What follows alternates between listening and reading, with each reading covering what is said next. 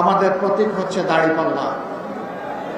এই পাল্লার মাপে ইনশাআল্লাহ আমরা কোনো কম বেশ করব না।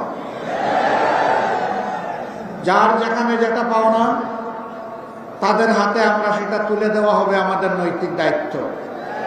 যদি আল্লাহ তাআলা তার আসমানি ফয়সালার মাধ্যমে এই জমিনের মানুষদের খেদমত করার সুযোগ আমাদেরকে দান করেন, সে সুযোগটা আসবে জনগণের হাত দিয়ে।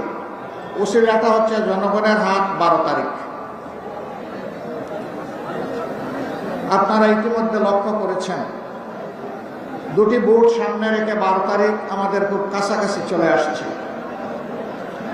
একটি ভোট হচ্ছে গণভোট।